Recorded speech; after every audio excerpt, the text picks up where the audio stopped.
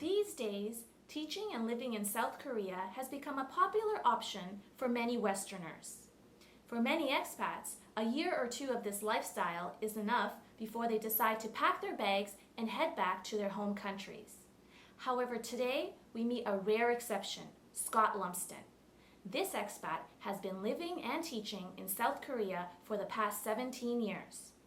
What has allowed this expat to live in South Korea for the past 17 years? And what is the one major factor that will ultimately drive him back to his home country, Canada? His story is next on Human Stories Unveiled.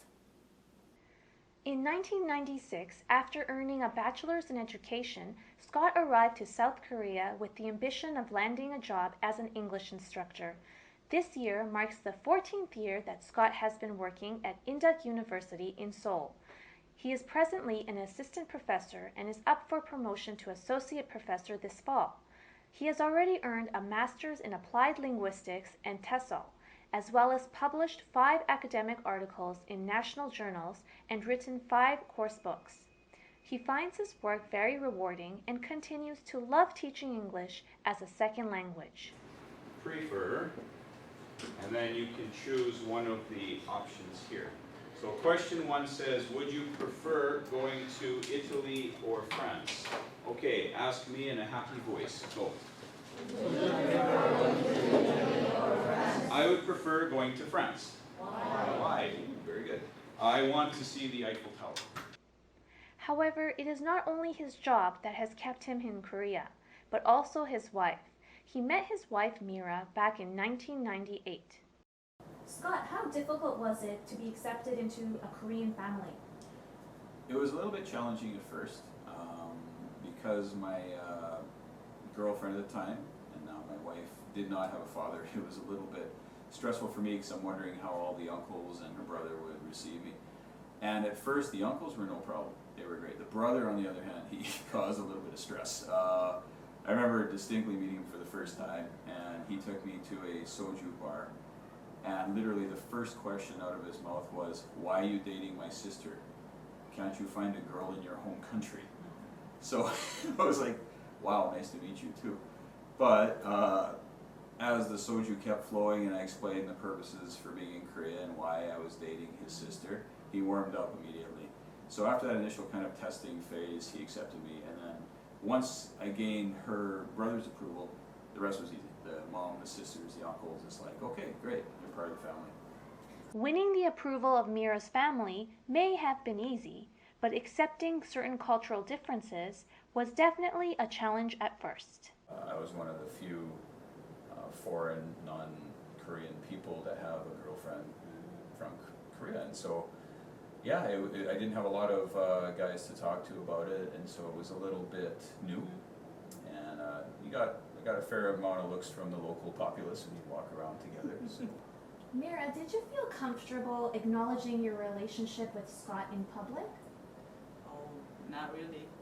Not really, because at that time, it's not common for couples to show affection in public. So it wasn't comfortable.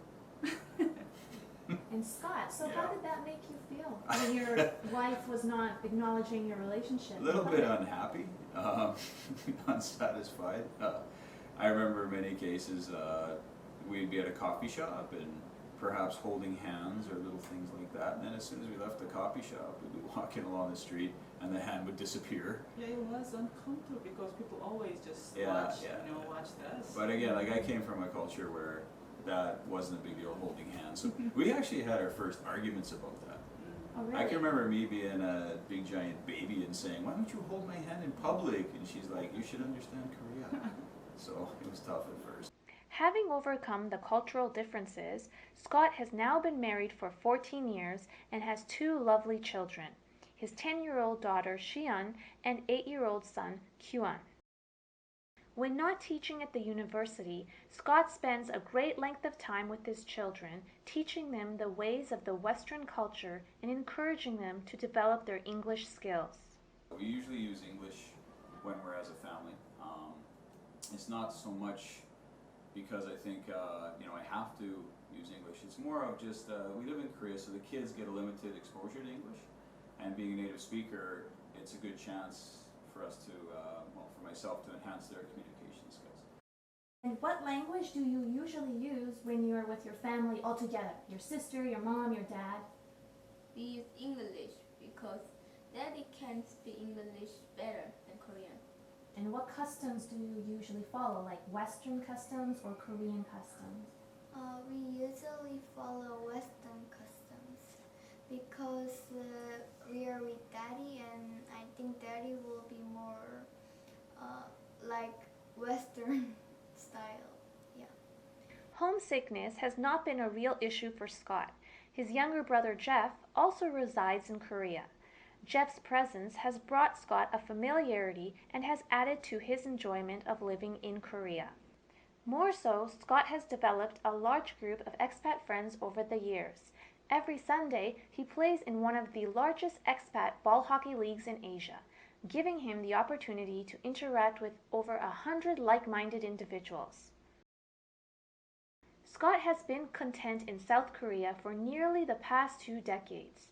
However, despite the comfortable lifestyle, there is still one factor that will drive him back to Canada. Is there any reason, Scott, that you can foresee that may drive you to move to Canada with your family?